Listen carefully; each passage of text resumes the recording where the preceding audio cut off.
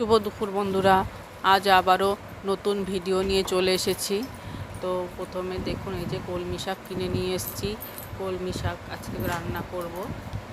তো প্রথমে শাকটা ভালো করে বেছে নেব, যেহেতু বর্ষাকালের শাক ভালো করে বেছে নেব। দেখুন, এই যে বেছে কিছু নিয়েছি, এই যে তো ভালো ভালো পাতাগুলো বেছে বেছে নেব।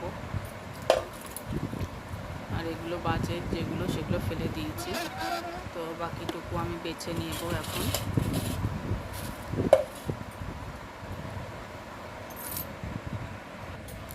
তো এইবারে শাকটা আমি বেছে নিচ্ছি। তো এইভাবে সব কটা শাক আমি বেছে নেব।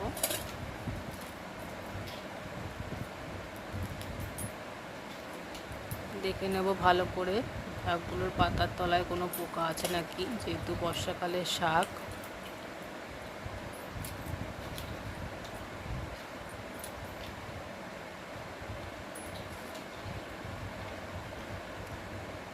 এর মধ্যে দেখুন ছেঁচি শাক, অনেকে বলে ছাঞ্চি শাক, সেই শাকও আছে। তো একসঙ্গেই আমি দিয়ে দেবো, ফেলবো না। এই ছাঞ্চি শাকও খেতে খুব ভালো লাগে রসুন দিয়ে করলে।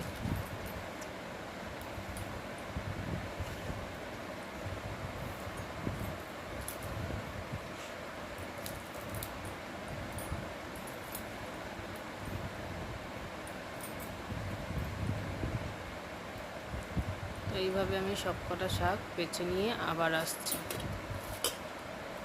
দেখুন, এই যে বেছেছি। এগুলো বাকি যে ময়লা আছে সেগুলো প্যাকেটে ভরে নিচ্ছি।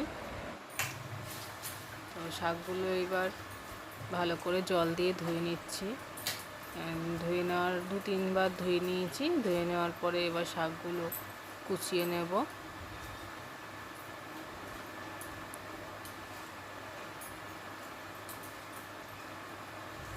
তো গুছিয়ে নিয়ে আগে ভালো করে শাকগুলো এবার কেটে নেব।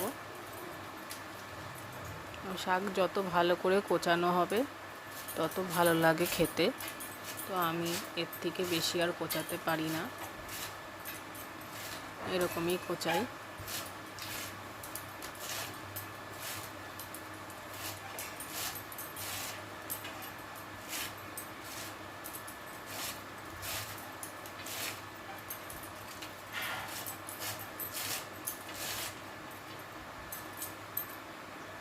তো কুচিয়ে আবার চলে এলাম। সব কটা শাক কুচানো হয়ে গেছে। এবার কড়াইতে তেল দিয়েছি। তেলটা গরম হয়ে যাওয়ার পর একটু কালো জিরে ফোড়ন দিলাম, আর 2টো কাঁচা লঙ্কা দেবো। শাকের সঙ্গে শুকনো লঙ্কা ভাজা খেলে ভালোই লাগে, কিন্তু শুকনো লঙ্কা খেলে একটু সমস্যা হয়, বুঝতেই তো পারছেন। তো সেই জন্য শুকনো লঙ্কা খাবো না। আর শাকের মধ্যে রসুনটা দিইনি, কারণ নিরামিষই করছি, তাই জন্য আর রসুন দিইনি। শাকটা দেওয়ার পরে এবার লবণ দিলাম আর হলুদের গুঁড়ো দিয়ে দিচ্ছি পরিমাণ মতন, দিয়ে একটু নাড়াচাড়া করে নেব।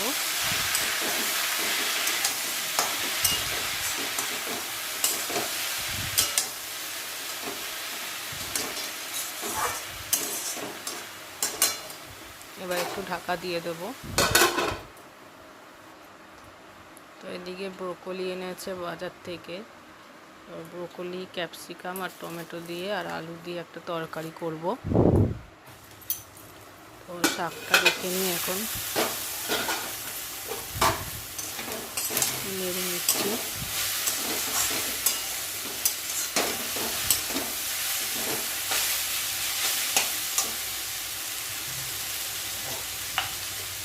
সামান্য একটু চিনি দেবো শাকের মধ্যে।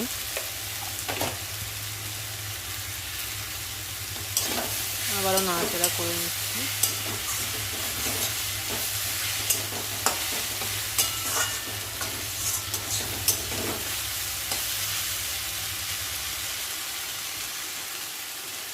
তো দেখুন, শাক ভাজাটা হয়ে এসছে।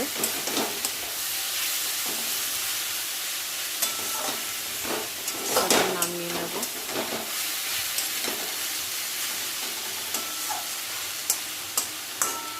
শাক ভাজা হয়ে গেছে।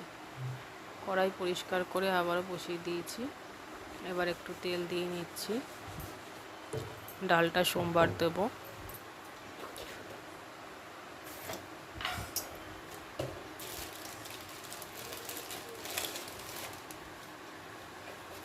তেলটা গরম হলে সোমবারটা দেব।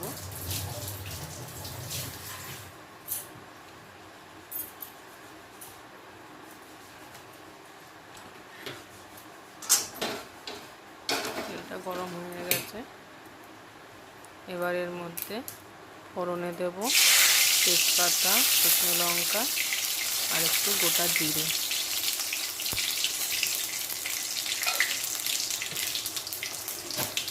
এবার সেদ্ধ করে রাখা ডালটা দিয়ে দেবো এর মধ্যে। ডালটা নুন দিয়ে সেদ্ধ করে রেখেছিলাম। দুটো কাঁচা লঙ্কা দেওয়া ছিল ডালের মধ্যে।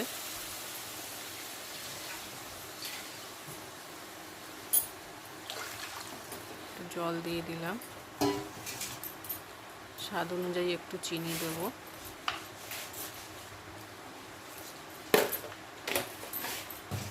আর দেবো একটু হলুদের গুঁড়ো। লবণ আগেই দেওয়া ছিল, তাই লবণ আর দেবো না। আর ডালটা ফুটে উঠলে নামিয়ে নেব।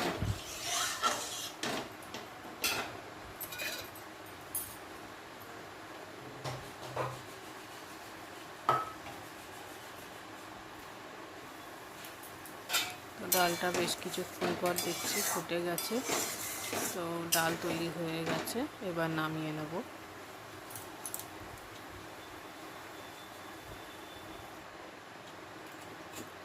কড়াইটা পরিষ্কার করে আবারও কড়াইতে তেল দিলাম। এবার তরকারিটা করে নেব, ব্রকলি আর আলুর তরকারি। তো আলুটা প্রথমে ভেজে নেব।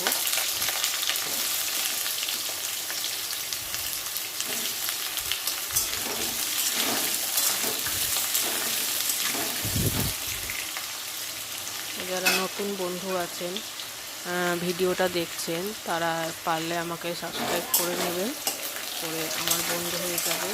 তো আগামী দিন আমি আরও নতুন নতুন ভিডিও আসলে আপনারা দেখতে পাবেন। তার জন্য বেল আইকনটা একটু অন করে রাখবেন। তো যখনই আমি যা ভিডিও ছাড়বো সেটা আপনাদের কাছে চলে যাবে।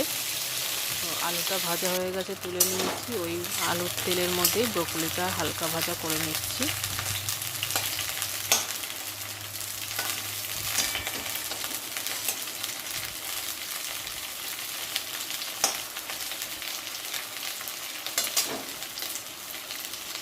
এবারে ক্যাপসিকাম কুচিও দিয়ে দেব।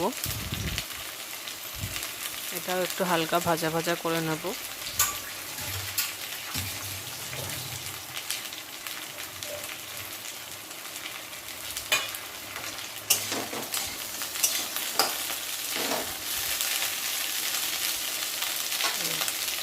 বন্ধুদেরকে বলছি, যারা যারা আমার ভিডিও দেখতে চান কমেন্ট করবেন এরকম কি ভিডিও দেখতে চান। আর নতুন বন্ধুরা অবশ্যই অল নোটিফিকেশান অন করে রাখবেন, যাতে আমার আগামী দিনের ভিডিওগুলো আপনারা দেখতে পারেন। আর ভিডিওগুলো কেমন হচ্ছে একটু কমেন্ট করে জানাবেন।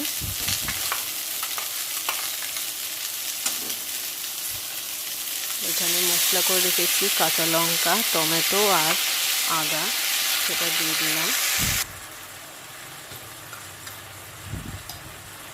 এবার হলুদের গুঁড়ো দেব, জিরের গুঁড়ো দেব,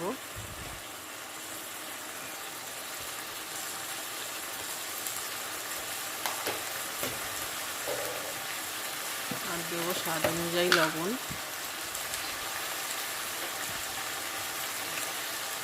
একটু নাড়াচাড়া করে নেব। এর মধ্যে ভেজে রাখা আলুটাও দিয়ে দিলাম। ব্রকলি আর আলুটা দুটো একসঙ্গেই কষাবো।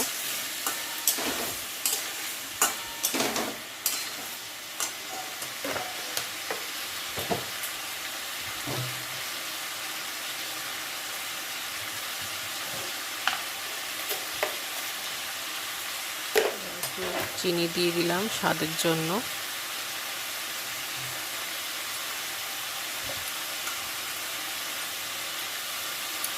একটু ধনের গুঁড়ো দিয়েছি, যেহেতু আগে জিরের গুঁড়ো দেওয়া হয়েছে।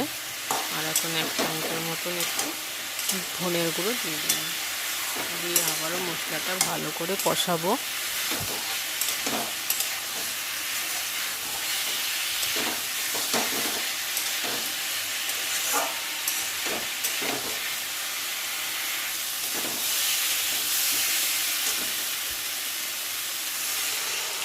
মশলাটা কষানো হয়ে গেছে, এবার জল দিয়ে দেবো যাতে আলু আর ব্রকলিটা সেদ্ধ হয়ে যায়। দেখুন একটু নেড়ে চেড়ে দিলাম, এবার ঢাকা দিয়ে দেবো।